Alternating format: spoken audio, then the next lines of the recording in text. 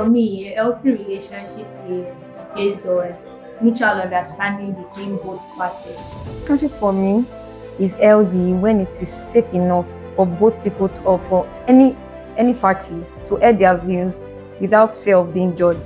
Healthy relationship has to do with when people of diverse backgrounds or diverse viewpoints come together, see things through each other's lens, and still find a, let's say, common ground or like an understanding with each other. If someone comes to you and asks you like what's the difference between love and infatuation, what would you call it? So I'm just going to read the definition of infatuation real quick. Infatuation is an intense, short-lived feeling of attraction or admiration for someone. It's often driven by physical appearance, mystery, or the idea of a person rather than who they really are. So we'll now see what love is. Love, on the other hand, is deeper and steadier. It grows over time as you get to know someone fully, their strengths, their flaws, and their habits, and still choose to care about them. So love involves commitment, trust, respect, and understanding. So I think from that definition, we can already see the difference. That infatuation, you're just drawn to a person by the idea of who you think they are. While love is even seeing who they are and still choosing them actually. So, yeah. So it means that in both love and infatuation, most likely feel the butterfly. It now depends on how long the butterfly takes to live. Yeah. Right. And they usually say that butterfly don't take long. So if you know the span of butterfly is like 2 days or 3 days and it just goes. So exactly, do you think is to make teenagers feel pressure to be in a relationship? I'll call it the fear of missing out. FOMO, like people call it, fear of missing out. Do you think that you've been in this situation before? Well, yes. In my first year in school, I would say one of the reasons why I got into a relationship was because some of my friends were in a relationship, from secondary school.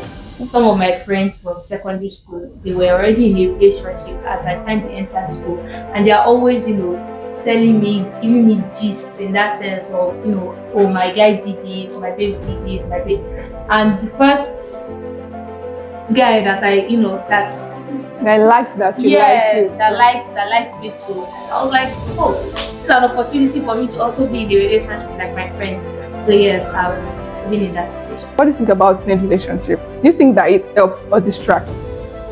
Okay, does teenage relationship help or distract? I don't want to be one-sided with my response because I believe that it could help some people, but I believe that it is majorly a distraction, if you ask me, because I feel like those ages, 13 to about 18, 19, they are like a very formative period for people. That's the period when you should focus on yourself. Like, you should know more about what you want to be in the future. Just get to know yourself more. So you should not put someone else in the picture at that point in time. Like, just focus on yourself. Know God more. Know yourself more. Develop skills. Do things like develop yourself. Then maybe later, you can, when you know your purpose, you know your plans, you can find someone that aligns with that purpose. I believe in purpose before partner. So you should know yourself first. Why do you think that self-awareness is very important in this whole matter of relationship? All right, so first off, I think self-awareness is understanding your emotions, understanding your triggers, understanding your feelings, and basically understanding yourself. So why is it important in a relationship? I'm not going to a relationship with myself. I'm going to a relationship with someone else. So having to understand how I feel and what causes those triggers for me would be very beneficial to my partner, so I don't frustrate me. So if I know those things, I'm able to communicate them and say, these are my values, these are what I like, these are the things I don't like, these are the things that cause these triggers or traumatic experiences that makes me remember them. So you communicating them is something would come from having a good knowledge of who you really are. So self-awareness is actually very important. So we don't keep on frustrating people. I usually see that relationship breaks, even in friendship, like your normal friendship. Like, you don't know why you are ghosting somebody, but the reason you are ghosting them is because they did something to you, but you are not able to put your finger on it because you don't even know yourself. And the person goes and apologizes and says, what did I do? And you're not able to say what the person did, but you know that person did something that just put you off. So self-awareness is actually very important. Why do you think that setting boundaries in any kind of relationship is important, Phoebe? Let me use our modern day language so that syphilis learn that your matter for both parties. so that there's no form of disrespect or there's no form of, oh, you did this to me and I didn't like it. Meanwhile, the person didn't know that this is something that you don't like. So it is very important that in whatever relationship you are in, whether a romantic relationship or you are just friends with the person, it is important that you communicate your boundaries. Let this person know that, oh, these are the things that I don't like, and I would not appreciate if you do this to me. But if there was no communication of boundaries in the first place, you cannot say this person has Cross the crossed line. a line or something. So it is very important in every relationship. But I also feel like communicating your boundaries is not just limited to like the things that trigger you. It could also be just you communicating your values. So what do you think about the best way and how you could actually just respectfully communicate your values and your boundaries to your friends? Well, to my friends, I feel like we've already developed like a level of communication already, so it won't be so hard to communicate to them.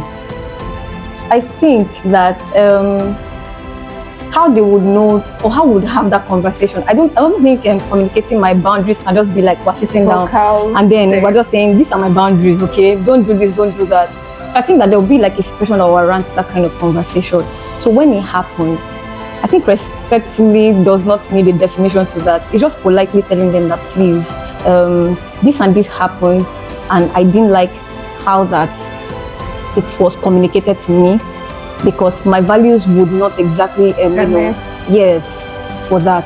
So this is what, or this is how I would like it to happen. But then you see that in certain situations, there are times when they will tell you that, that was not what I expected, or that was not what I was trying to communicate. And in that point, you can call it gaslighting, because it's okay for them to accept the way I felt, since it's my boundary. All right, it's okay for them to accept the way I felt when they did that. So I think that in the best way to say it, I'll say that first off, I like that you would appreciate how I felt about it, because that's how I felt about it. So you not, meaning what you communicated does not mean that to make me feel differently. It's just knowing that this and this is what works for me, and this is what does not work for me.